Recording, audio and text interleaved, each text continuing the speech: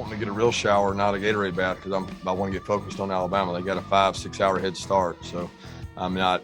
I'll be honest with you guys, I'm not interested in celebrating that. We'll look back on that win, and that'll be great. But we're focused on the task ahead. That's the objective, and that's what our guys. They worked their tail off for 3 to 4 weeks to get this opportunity, and it was a 1-game season, and now it's another 1-game season. I'm not focused on Gatorade baths. But you guys gave us a lot of really positive rat poison. The rat poison that you usually give us is usually fatal. But the rat poison that you put out there this week was yummy. Oh, welcome in the latest episode of that SEC podcast. I'm your host, Michael Bratton. I go by SEC Michael on Twitter. And I'm joined as always by my cousin Shane, who goes by Big Orange Vols on Twitter. What are you up to, you big Tennessee homer? Hey, buddy, what's going on? Hey, buddy. Hey, I know you'll explain it here in just a minute, but you don't got a can, so here you go. No. It's a national championship, brother. One of us has got to be popping a top. You know what? Oh, Mike, I can't explain. I am about 4 or 5 in right now. It's just here in California, they're fancy. They don't let you drink out of a can. They gave it to me in glasses. What you doing in California? This is how the other half lives. I got sent out here, man. Work. Actually, it was a good thing. It was a good trip. They sent us out here. It's a little bit of a celebration of last year. We're in what is this desert called? Palm Springs. Mm-hmm. In California. I don't know have you ever been out here? I have. Yeah, I've been out there for Coachella. Mike, I got to be honest with you, brother. I don't know who settled this area, but I imagine that somebody made the long track from the east to the west, and they stopped right before they got to the ocean, And they said, you know what? I'm not walking anymore. I understand there's no grass and there's no life around here. We're going to create neighborhoods and golf courses. That's what it feels like when I'm out here. I'm sure it's an acquired taste, man, but I'm really struggling, coming from the Smoky Mountains where I'm surrounded by the national park area, and it's kind of like a park, but it's like a park with no trees, There's absolutely no green unless it's artificial, and I'm going to need some more beers to start appreciating the culture here. So, but other than that, Mike, everything is great. Do enjoy the fact that I get to watch a national championship and not be exhausted. You know what I'm saying? 3 hours behind schedule. That's what I'm talking about. I've always complained about whatever time zone this is, but now I get to enjoy it a little bit. Yeah, wait, it could always be worse, brother. You could be in Indianapolis right now with the rest of the Alabama, Georgia, the fans, the players, the coaches, because it's about 10 degrees there from what I understand. So, hey, at least you're beating them when it comes to that. You're going to be kicking it by the pool, watching the game, 70-degree weather, aren't you? I tell you what, Mike, I ain't going to lie. If they would have told me that our tickets would have been in Indianapolis, I would have been even more excited. I wish I was there. I wish I could see this game. I can only imagine the prices of the tickets, but I think everybody would like to see this matchup except maybe Auburn fans, I mean, they would like both teams to lose if that's possible. Yeah, so, obviously this is going to be a national championship preview show. We've got Brett Cianca, Pick Six previews. He's going to preview the game, make his official selection here before Shane and I do the same. But, before we get into the game, Shane, just, what are your thoughts on, let's tackle it from a Georgia perspective first. All that's on the line for Kirby Smart and company. You and I, along with, the vast majority of college football, praising this Georgia team, maybe the greatest defense of all time, clear number one for the vast majority of the season. And, what just imagine, looking beyond 1980 and that joke, I know Georgia fans are ready for that to end, but this felt like the year. And, man, it would just be catastrophic here if you lose 2 out of 3 to this Alabama team. It's not even an all-time Alabama team, if you ask me. in a span of two, your two biggest games of the season. What's the magnitude of this game, not only for Georgia, but hell, all of the Georgia program moving forward, do you think? Oh my God, Mike. I mean, think about it. How many successful athletes have came out of Athens, Georgia? You know what I'm saying? I mean, this is a team that has been loaded with talent many years since 1980 and has many opportunities to win national championships and somehow fumble it along the way. Right. So when you hear the 1980, to me, Mike, I saw an interesting tweet the other day. Somebody said, Cincinnati Bengal fans have not been able to send a text to their friends about winning a playoff game because text messages weren't invented the last time they won a playoff game. You know what I'm saying?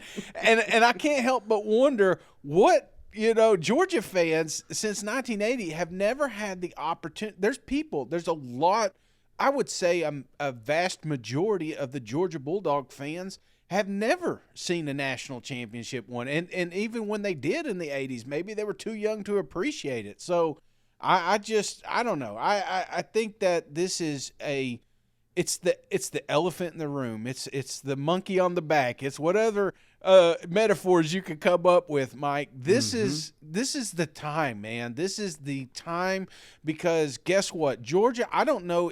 I don't know. I don't want to put the cart in front of the horse, but I don't know if Georgia's going to be as good as they were next year. And I think Alabama's going to be better than they are this year. So back in my mind, I'm like, if not now, then when, brother? And, and look at it, the flip side, Shane. Georgia right now has got a commanding lead on everybody in the SEC East. If you manage to win this game, you exercise all those demons, the Nick Saban, Alabama, and you got to believe that with the talent being reeled in there by Kirby Smart and company, not to mention they have signed 2 5-star quarterbacks back-to-back. There's rumors that they could be bringing in Caleb Williams from Oklahoma potentially. So, I mean, there's so much momentum with the Georgia Bulldogs. And I think if you're Kirby and company and you win this one, you can sell to everybody, hey, Nick Saban, he's already lost 2 now to his former assistants. The game's behind him. He was the past. We're the future. And I think there'd be a lot of legitimate seed of that. But you cannot sell that with an honest face until you beat Nick Saban, until you beat Alabama. And this is the game where it's got to start if you're Kirby Smart and company, don't you think? Oh, for sure, Mike. I mean, this is, I guess you say flip side. I mean, you're going to notice a theme in this show of Georgia has a shot, because the fact of the matter is Alabama has owned it. Nick Saban has owned everybody in the SEC. I mean, yes. You got one of his assistants finally beat him, Texas A&M, but he's still in the college football playoffs and he's still being dominant. This team's still still getting things done. So I don't know, Mike. I'm with you. I mean, we could paint the narrative that this is Georgia's year, and we can just as easily turn around and say that Georgia has no shot because Alabama owns them. Right. Well, yeah, and that's what I was going to ask you next, Shane, because if you're Alabama, you're Nick Saban, and you turn around here and win the national championship, when for, like I said, months and months, we were all praising Georgia. This is the team. This is a team that's going to do it. This is the best defense Kirby Smart's ever had. Yet, you turn around and you spank them twice on national television. You win yet another championship. You got Bryce Young coming back. You got Will Anderson coming back, arguably your 2 best players. Maybe the 2 best players in the country coming back next season. And they're probably going to lose Jamison Williams just because he's so good. He's probably going to go off to the NFL. But that was a guy you brought into via the transfer portal. And, what program is going to be better than Alabama to sell itself to the transfer portal? Like literally, if they have any kind of hole, they had 2 last year. Was it linebacker and receiver? They got Henry To'oTo'o and Jamison Williams, the 2 best players in there. I mean, they're just going to do that year in and year out as long as we got this damn transfer portal. So, this could just be Nick Saban just laughing all the way to the bank and saying this damn run is never going to end as long as I'm sitting here in Tuscaloosa. And he's probably right. And I think that's what's on the line for Alabama and company should they win Monday night. Do you agree? Well, that's what I'm worried about. Nick Saban showing up in a leather jacket, cracking jokes. It makes me feel like that he knows something we don't, But going back to this, this is turning into a rivalry because of the last 4 matchups. But there was a tweet that Ross Dellinger put out, and I don't know if you saw this, but it says, digging into some Georgia-Bama stats, they played 240 minutes of football in their last 4 meetings: 2017 National Championship, 18 SEC, 20 regular season, and 21 SEC. Georgia has either led or been tied for 171 of those minutes, or 71% of the time. They're 0-4. I mean, it's incredible. It's not that. It's not that Georgia hasn't been able to compete with Alabama. That's the thing, they have, but they just haven't been able to close it out.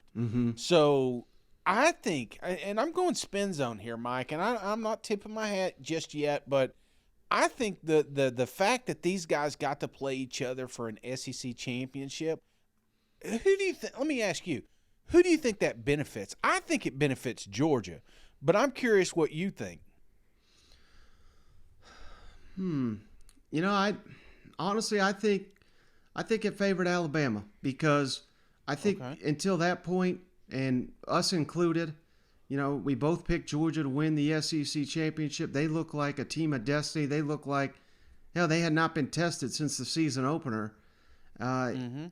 Then when Alabama turns around, and remember, it's so hard to remember something that just happened a month ago, but they damn near lost the Iron Bowl. A lot of people say they should have lost the Iron Bowl to an Auburn team that's lost 7 games now.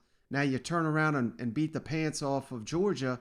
Now most people picking Alabama. So I think that gave Alabama confidence. And at, I don't know if I'd go this far, but you could say that game exposed Georgia and showed them that they, maybe they took I think based on what we saw in Michigan, you can't say their confidence was shaken because they turned right around and put the whooping on Michigan. But should they get down against Alabama, what's that going to do to their confidence? You just talked about finishing. Hell, they can't finish strong.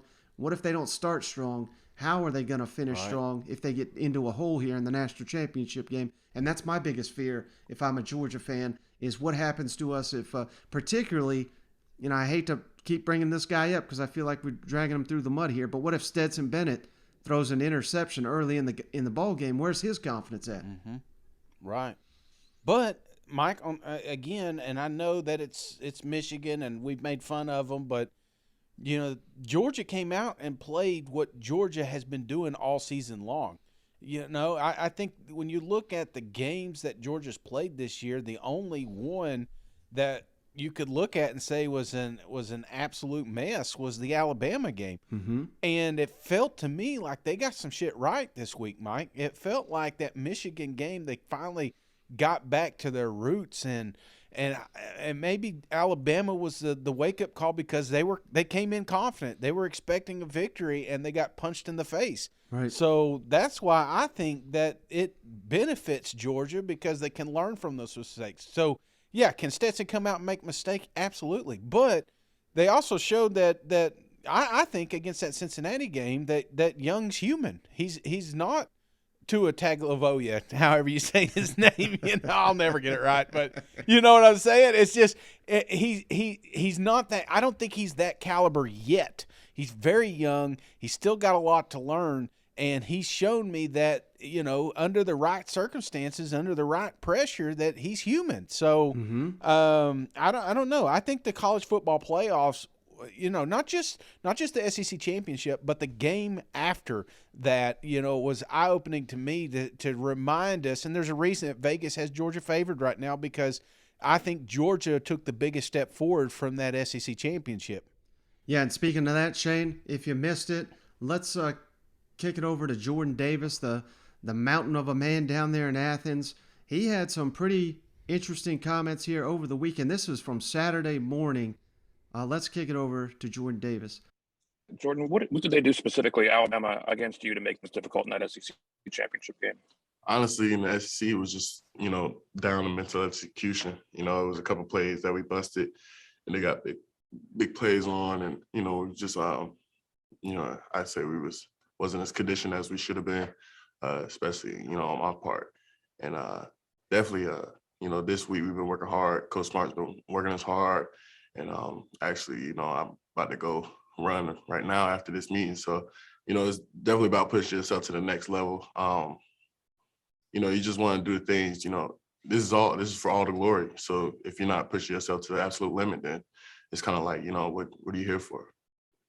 All right, Shane. So, I mean, hey, this guy's got me by about 200 pounds, yet he's out here going running where I should be. You know what I mean? So, I mean, Georgia sounds pissed off and motivated like they were against Michigan, don't they? Hey, I tell you, brother, if Georgia could win a natty, I guarantee every single fan would go out running with him. Do anything it takes to win a national championship.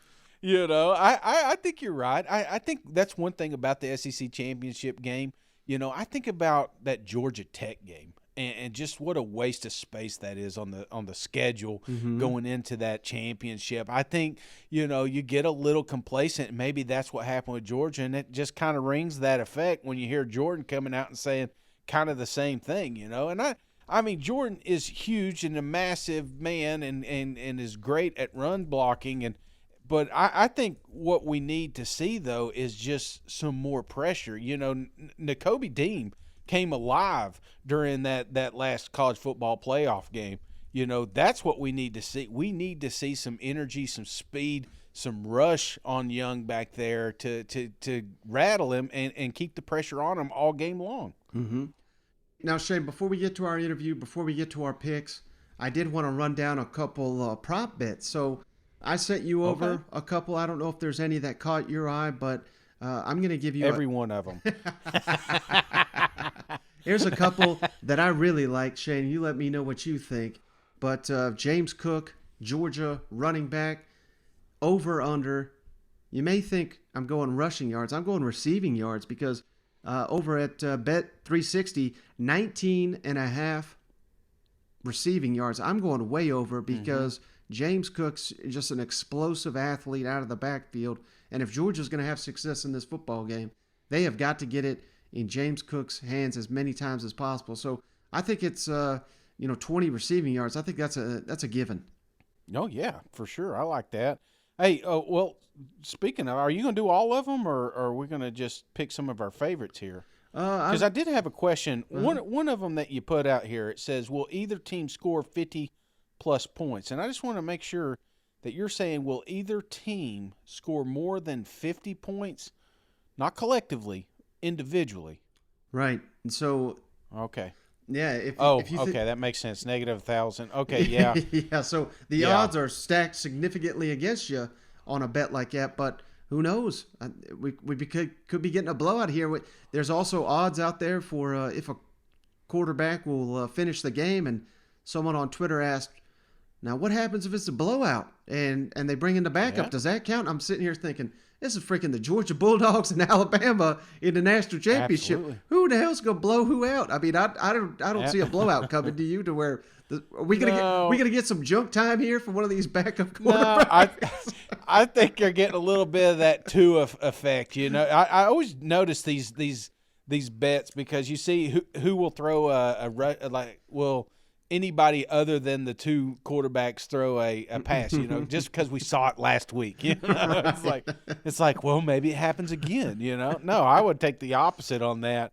But one of my favorite ones here, Mike, has to be, and it has nothing to do with football.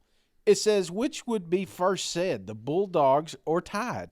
And I'm thinking Bulldogs. I think that they're going to come out.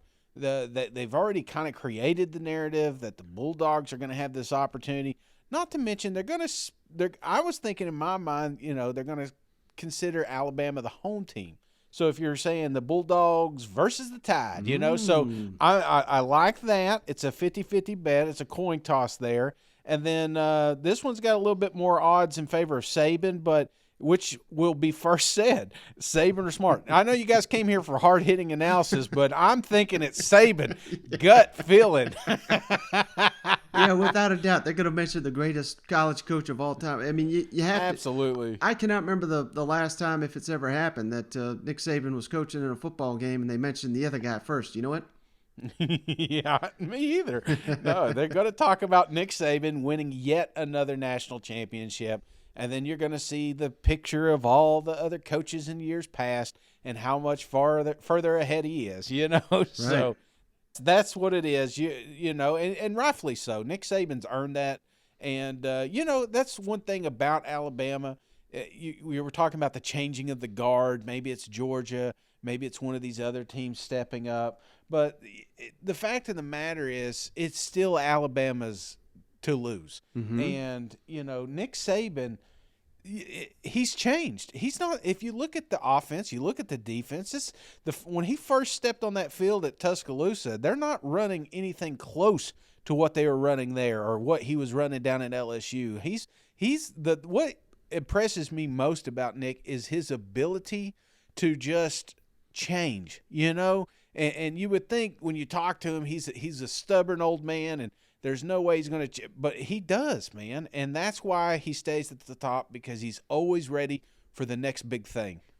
Yeah, without a doubt. And, you know, that's what Kirby and company has got to overcome in this matchup and finally put that demon to rest. But, hey, before we make our picks, there's two more prop bets that I really like now. You can't bet on both of these, I wouldn't think, because unless you're really just playing the long odds here. But first player to score, this is always one of my favorite prop bets for the Super Bowl. I love that they have it for the national championship game. But I got one for each team that, you know, these guys are not the favorites to score first, but I like their chances, and they're further down the board, so you're getting better odds, I think. And it starts with me, Shane, Alabama tight end Jaleel Billingsley, 20-1 to be the first touchdown in the ball game. I like his odds.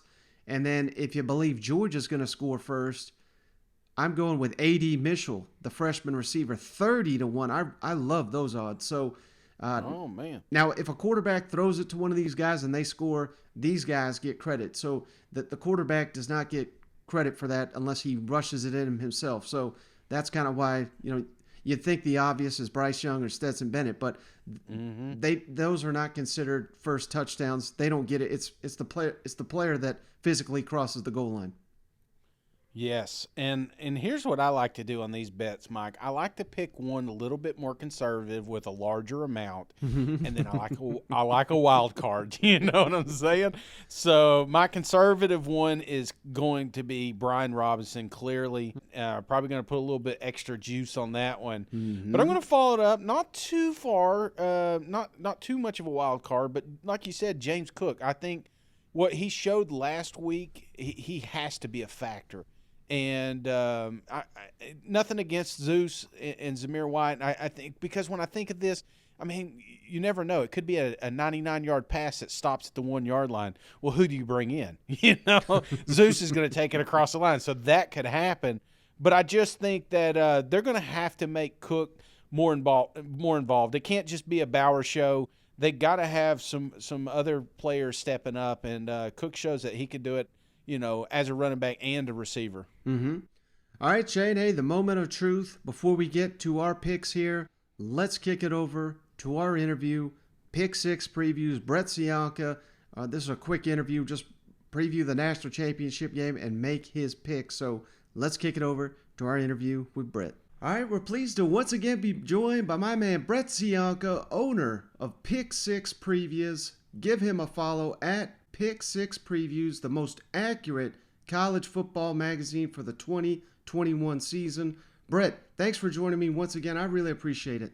Yeah, thanks for having me on, Mike. And it's fitting for the national title preview to come on to an SEC show because, you know, obviously we have an all-SEC title again, the first time in a couple years. 2017 we had it, 2011 I believe it was. Mm-hmm. And I'm starting to think maybe we should just move the national title to Atlanta permanently, keep it down there in the SEC's footprint. Hey, well, I'm glad you referenced the SEC championship game, because before we break down this national championship game between Alabama and Georgia, of course, I just wanted to get your thoughts, Brett. How big of a surprise was it to you that Alabama, I don't want to say they dominated that game because, Georgia jumped out to a 10-0 lead, but pretty much from there on out, Alabama did control it.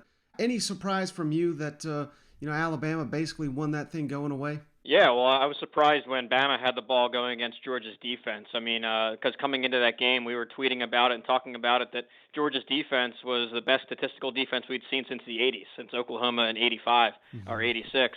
So this was a historic, best of a generation defense statistically.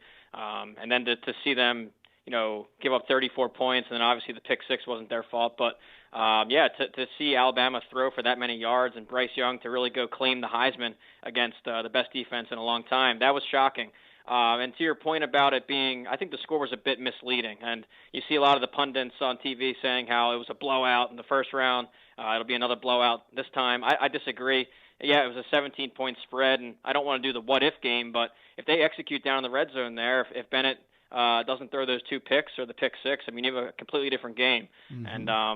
And I don't want to do the what if again because he did throw them, but I'm just saying that, statistically and yardage wise, and they were moving the ball just fine on Alabama. It's just got to execute in the red zone. So, and then to fast forward to the upcoming game here, I'm based out of Pennsylvania. I'm up in the Northeast, and the people up here are upset that it's an all SEC title game. I disagree. I'm excited for it. These two teams are 1A and 1B. They've established that in the recruiting game, on the field, coaching staff wise. So I'm really pumped about this game. Yeah, and I think it'd be different if we were still in the BCS era and Alabama just beat Georgia and then they turn around and say these are the two best. I mean, at least you got to make them earn it in the college football playoff semifinals, which they clearly did. But it was hard not to watch the SEC championship and come away thinking these are the two best teams in the country, which certainly looks to be the case. So what will be the keys to the game Monday night that you'll really be focused on heading into that matchup? Yeah, well, I think first on a broad note, just the sheer star power on the field is going to be impressive. I mean, you talk about these two rosters, they're 1A and 1B in recruiting every year. There's 33 five-stars in the game, and that's more than the entire Big 12 and the Pac-12 combined. So you're talking about just sheer star power, 107 four-stars for what it's worth, but just incredible. So I'm excited to see that. I'm excited to see the Heisman winner go against that great defense again, a second round of it. And I'm also excited to see some coaching adjustments. Everyone likes to talk about Nick Saban with the extra month of planning, and obviously he deserves all the credit he can get. But I'm also curious to see Kirby Smart here with an extra month and another shot at this Alabama offense. I think one key when Georgia's on defense, last round they brought a lot of pressure up the middle on Bryce Young, and that flushed him to the outsides and allowed him to scramble. That's what he does best. He's very creative, very elusive, and he can make you pay on the ground. So I think a slight tweak that can make the difference is instead of bringing pressure up the middle and flushing him out, try and contain him, bring him pressure off the edge. I know that's easier said than done going up against Evan Neal, an All-American tackle for Bama. But I think that slight tweaks like that with an extra month of prep could be great for Kirby Smart in Georgia. Now, what about, obviously Alabama's down now. John Mechie, unfortunately, Josh Jobe, two standouts for Alabama. And, I don't want to say those guys are worth 17 points or anything like that, but it's kind of hard for me to believe that it seems like a lot of people are overlooking the losses Alabama has suffered since that SEC championship. Do you think that, how big of a loss will those two key players be for the Tide? Yeah, I think it's huge. I mean, so much of these title games and big-time games come down to one-on-ones. And it sounds simplified, but it's so true in football, the one-on-ones. And, in the first round back in December, Bama won most of those one-on-ones. I think for Georgia to win, they're going to have to step up in that department, with Ringo covering Jamison Williams. Losing Mechie for them takes out a threat, so that's a gain for Georgia. I already spoke about the edge rush off the edge there against Evan Neal. So I think the one-on-ones are going to be huge. And then on the other side, when Georgia has the ball, it's going to be George Pickens has to really have the game of his life, and him and Bowers too. And Nick Saban spoken very highly of Bowers as an opposing coach, saying obviously we know the receiving yards and the speed as a tight end, but he's a physical downhill blocker too. So those two guys, Pickens and Bowers, really have to step up, win those one-on-ones. But it's easier said than done against an Alabama team.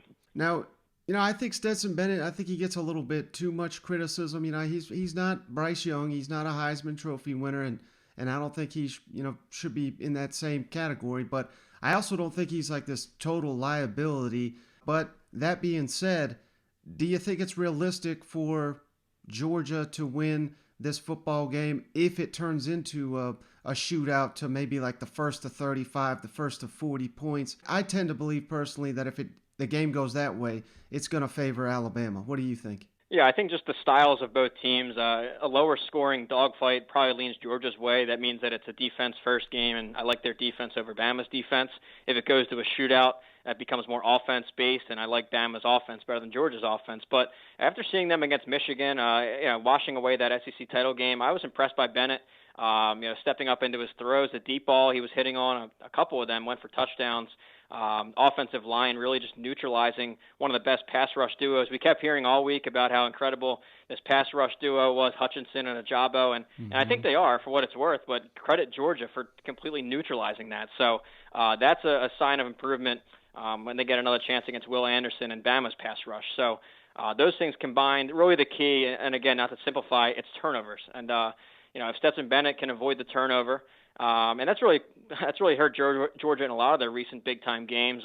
The SEC title a couple years back against Alabama, the national title before that, and all the way back. So if they can win the turnover battle and give Bennett some time in there, have Pickens win the one-on-ones downfield, that opens up the run game for that five-star duo of running backs. So there's a lot of storylines here. As you can tell, I'm pumped for it. I know it's trendy right now to just complain about the sport on Twitter or to just say how broken everything is. You know what? I say I love it. I mean, this is an incredible matchup coming up. You have a team that hasn't won in 40 years with Georgia, 1980. Of course, they're sick of hearing that, so they want to erase that memory and go hoist a national title. And then on the other side, you got Nick Saban, and I know it's been covered a lot, and you say, he's just the best recruiter. Well, the way that he's built this dynasty is a lot more than just recruiting. He's really harnessed every tool of the modern game. I mean, think back to 2015 when he brought in Lane Kiffin to really modernize the offense. He took advantage of that RPO new wave of offense. And then more recently, the transfer portal and the NIL game. I mean, he's really maximizing every new opportunity in this new modern game. All right, moment of truth, Brett. Who you got winning the game, Georgia or Alabama? Well, I think that it's hard to beat a team like Georgia twice. I like Kirby Smart with those extra weeks to get a second chance at that Bama defense. He's such a great defensive schemer. I think that they come out and get it done. And Georgia, I'll say by 6 points they get it done. My game grader formula, for what it's worth, has it as a straight pick 'em. So that's kind of a boring take. You got to win it. You got to have a winner here. You kind of a pick 'em. So, but I'm going to go with Georgia. I think that their time is here. They've had so many close calls all the way back to Aaron Murray in 2012. They were 2 yards short.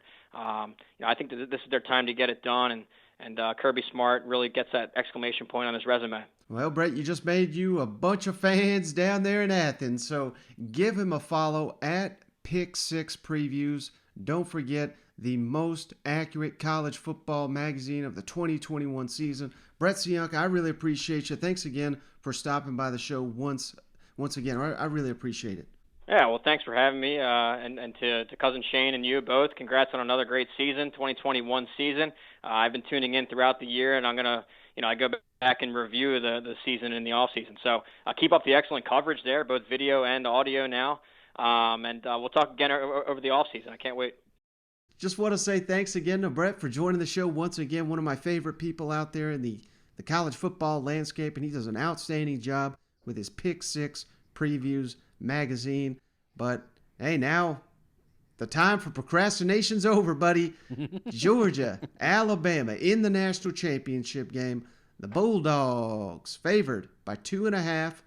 It's come down slightly. It's been at 3 all week. Now it's at 2.5. The over/under 52.5 points, and the game kicks off 8 o'clock Eastern on ESPN, 7 o'clock Central, and about 5 o'clock wherever Shane is right now. So where are you going to be eating dinner and watching the football game, Shane? Oh, man, I have no idea just yet. I'm still trying to figure my way around this desert, this oasis, Eventually I'm going to find a TV big enough to watch this. I just want to make sure I'm watching it with people that enjoy it. You know what I'm saying? Yeah. Nothing against California, but sometimes you could run into a room and nobody even knows what football is, and I don't want to celebrate with them. I want to find a couple of folks that are actually interested in the game. So that's what I got to do. I got to find TV. But Mike, I'm looking forward to this one. I have been. I thought the matchup with the SEC championship, I thought that was the national championship. I'm so glad these guys have an opportunity to do it again. I just think that it's going to be a great ball game. I think they learned a lot from each other last time they played. I think they They excelled the following week. They shown some things. Alabama a little bit more conservative, which worries me because they didn't have to show too much. Georgia got a little trickeration in there, opened up the playbook, but still going to keep Alabama on their toes because, we don't know the quarterback situation. I know everybody's saying Stetson, but you still in the back of your mind are wondering. You have to game prep for two quarterbacks because it could happen.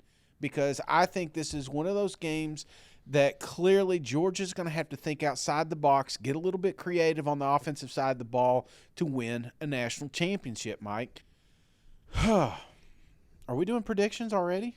Yep. It just seems like we should pet these teams a little bit more, but let's get into it, Mike. If you're coming here for hard-hitting analysis, that is Mike's area because when I'm looking at these teams, Mike, it's hard not to get passionate about both programs.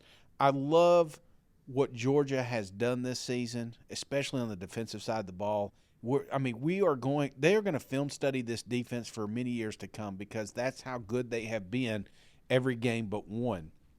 This team had a wake-up call in the SEC championship. This offense stretched their legs a little bit when they played Michigan, and I love that, Mike, because they have got to get two-dimensional.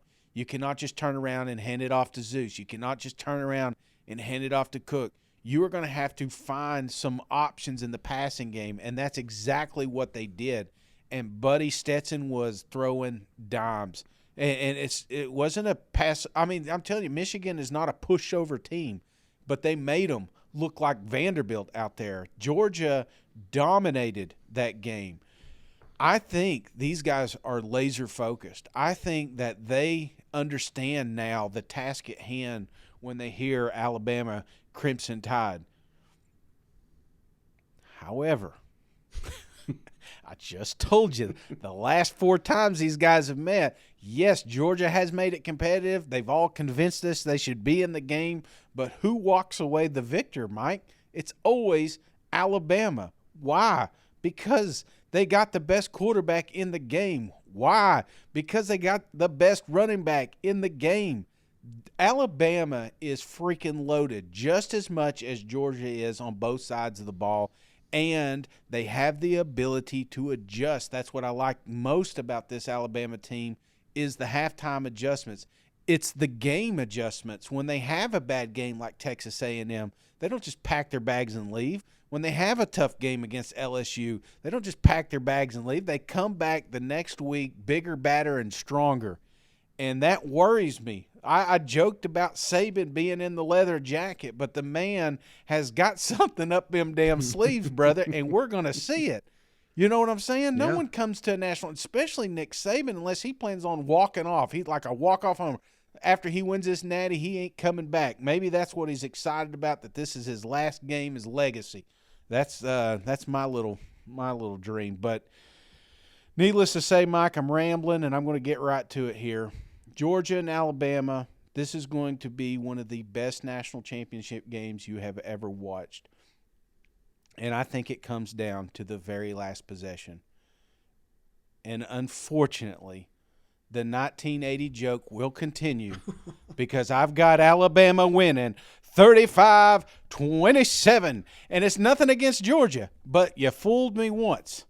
You fooled me twice, shame on me. And Dog Nation celebrates with that selection. Yeah, that's right. That's probably right, man. Oh, my gut is never wrong, Mike. No, I'm just kidding. Well, going off of, the stat you referenced there earlier, Shane, I got another one that it's kind of the same deal, but, it's all about finishing for Georgia, like you said. And the 4 times that Georgia has played Alabama, when it's Kirby Smart versus Nick Saban, Georgia has led 85-24 after the first half in those football games. So, Georgia has been dominant in the first half. It's all about how can you play for fourth quarters, how can you finish this ball game, getting the most consistent performance out of Stetson Bennett. You don't need him to be a hero. You just cannot have him be a goat. He threw a couple interceptions, almost threw. Well, hell, he had the one pick six. He nearly had another in the SEC championship game. Now, it's not fair. You can't put it all on him because that game really came down to, Shane, aside from the 2 Georgia turnovers, Alabama didn't have any. That was obviously paramount. But explosive plays, Shane. That's early in that game. Georgia was up 10-0. They had complete control of the thing. But the entire ball game flipped when Jamison Williams caught that, what was it, a 50, 60-yard pass, just tore right through the middle of that Georgia defense that we all thought was, hell, it looked like for a minute Alabama wasn't going to score at all. You know what I mean? So, but as soon as they got that going, they got the hurry up tempo going, they got their speed going, and that appears to be the kryptonite of this Georgia defense. So, as strange as this is to say, Shane, if I'm Georgia Bulldogs, how I go into this matchup, you basically have to beg Alabama to run the ball because they ain't going to gash you for 50, 60 yards per play in the ground game. That, Alabama, that, 5-10 years ago, that's what they wanted to do. They just wanted to ground and pound you, play elite defense, and they were going to win a championship. But Alabama ain't built that way anymore, brother. They cannot consistently run the ball. They can certainly run the ball. They ran all over Cincinnati's ass, but this is a different challenge. And I think Georgia has got to give Alabama a lot of looks of light boxes and just challenge Alabama to come at them because, Georgia does not match up well with their secondary versus Alabama's receivers. We just saw it. But when they do get in those obvious passing situations, you got to come after Bryce Young. And I've tried to read everything I can about this matchup, and some of the best stuff I saw, I want to give this guy a shout out. Brett Rawlings of UGA Sports, the Georgia Rivals site. He's got these stats, Shane. In the third downs in the SEC championship, when Georgia rushed only 4 players at Bryce Young was 4 for 4, 104 yards, and 1 touchdown. Oof. So he was incredible. Now, when Georgia rushed 5 or more, he was 2 for 8 for 47 yards and 2 first downs. So, I mean, it's clear as day. You just cannot let this guy sit back there and pick you apart on third down. So that's got to be the difference in this matchup. You got to come after him. A little bit easier said than done. I don't think, I don't want to say Georgia's defensive line that we all respect got exposed, but they don't really have those elite pass rushers. It's got to come from the linebackers. It's got to come from the secondary. Ever since Adam Anderson is no longer on the team, they've really been missing that elite pass rusher in the front seven. So maybe you got to get creative with your blitzes. I don't care how you do it. You got to come after Bryce Young on third down. And how about here, one more stat, Shane. This is incredible. George Pickens has been thrown 96 passes in his college career that are defined as catchable passes. 96, he's caught 89 of them. So 93% of the time, he catches a damn ball when it's possible for him to catch it. So we got to get George Pickens more involved. I know he's had the injury, but he's had time. He's had an extra month now to get into shape. And hell, they ain't putting him on the field if he ain't good to go. And he was in the SEC championship. So George Pickens has got to step up. And I'm not saying he's got to carry the offense, but in the red zone, being a weapon down the field, that has got to be. We all know Brock Bowers is incredible. He damn near took over games there this season, including against Michigan. He had over 100 yards against Alabama in the SEC championship. But I think it's got to be someone else because I think Alabama's going to be keyed in all day. We got to stop Brock Bowers. They already know he's their number one. And so for Stetson, he's got to be looking for Ladd McConkey. He's got to be looking at George Pickens. As long as it's catchable, George is going to be coming down with it. So, those are my keys to the game. Just don't let Alabama's explosive plays beat you. And if Georgia can do that, I think they can win this football game, Shane. It's kind of like you said. They're the team that, a lot of people were picking Michigan in that college football playoff. And Michigan got the offensive line award. Their 2 defensive ends were supposed to be, one of them they're saying is going to be the top pick in the NFL draft. He didn't do a damn thing. The other guy, Right. who they're saying is going to be a top pick, he didn't register a stat. I mean, that's how well Georgia was locked in, focused, and just eliminated those guys. Now, it ain't going to be that easy against Alabama, but, I think getting kicked, being down, getting motivated, Jordan Davis, hell, I think he might even run he's not taking the bus to the game, Shay. He's running into that stadium to play the Crimson Tide Monday night. It's time, Shane. It's time for the jokes to end. I'm going Georgia 31, Alabama 21, 10-point victory for the Georgia Bulldogs. And I think this is a dawn of a new era here in the SEC. Alabama ain't dead. I'm not going full Dan Wolken on you. They'll probably win the national championship next season based on everything they got coming back. But I think here on out, I think Georgia can be considered on level playing field with Alabama if they win this national championship. That may be why Saban's happy, man. He may got a 15-year contract extension and guaranteed stem cell research down there in Mexico or something, I mean, the kid's living forever, Mike. So, I mean, he's obviously happy about something, and I can't help but laugh when I hear about Jordan Davis. I understand he's mad, he's focused, but you can't go running 2 days before. That's like me. I started a diet 7 days ago to come on this trip. I'm still not fitting in that bathing suit, brother. So you gotta go to work with what you got. So this is gonna be a hell of a game, Mike. We know it. Everybody knows it. I think it's gonna be a tight game. I keep hearing the lopsided things. I don't think that happens. I think these guys go toe-to-toe. I hope Georgia doesn't get gimmicky. I did like the running back pass last week, but you don't need to do that. You've got plenty of talent on the outside. You got plenty of talent on the inside. You can go toe-to-toe with Alabama. You just got to be creative in your schemes.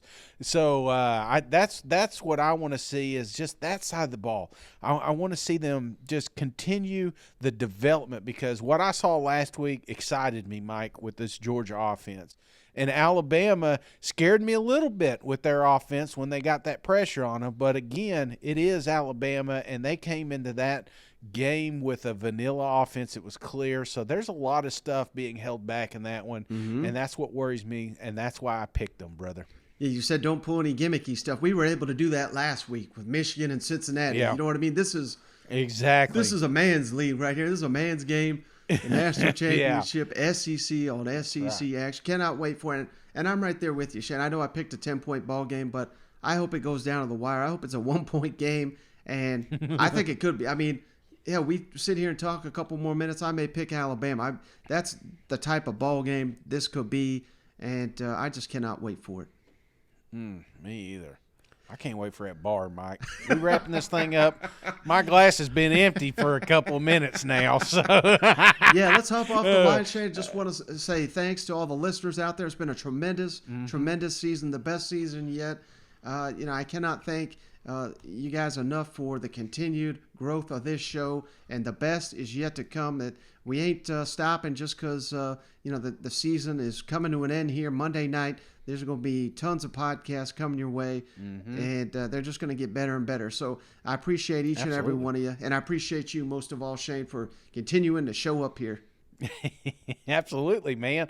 I'm looking forward to it. We are going to have a recap show, so after the national championship, be sure to listen because we are going to have our thoughts right after. So looking forward to that, Mike. Looking forward to this next season as well. I'm looking forward to off season. This is the one true off season. I mean, Mike, I appreciate everything you've done. Everybody's saying, "Hey, where the hell's Shane at?" So, I took a little me time. Getting a little pampered over here in California, But when I get done here, it's back to work, rolling up the sleeves. We got an electric off season. Mike finds tons of guests, tons of inside, and that's what you come for, man. So maybe your year didn't finish like you wanted it to, but that's what the off season's for. It's those recruits you get off the transfer portals. It's a recruit showing up on the field, and you're hearing rumors that he may be the next Bryce Young. So that's what the off season is all about, and we're going to be bringing out the content. So appreciate y'all hanging out with us, and I'm looking forward to the Soak it up, guys. I mean, I know I joked about the Auburn fans, but this is the last college football game that we're going to have in a long, long, long time. And just enjoy it. Even though you like Alabama, you may not like Georgia, it's college football. It's the last one we got. So sponge it up, guys and girls, because it's going to be magical. Yeah, without a doubt. Well, that's a great place to cut it off, Shane. I'll get you back to the bar. I do appreciate you. I appreciate each and every one of you. Catch you on the next one, and look forward to the post game. It's going to be Shane. It'll be about 6 o'clock out there. He'll be awake for this one. Oh yeah, I'll be drunk at this one. So I mean, there's no telling. We may have to do some extra editing. You're going to be up all night, but I can't wait to get on here and talk about it. So it's going to come out right after Mike. So let me just clarify for the fans here. We're going to do this right after the game, right? Yes, sir. All right, so we'll jump on right after the game. Mike will hit up the click. He'll get the edit and get that out the following day. So it's going to be hot, fresh reactions from Drunk Shane and his cousin Mike. Sounds good, buddy. I'll talk to you tomorrow. All right, see you guys. Go Vols.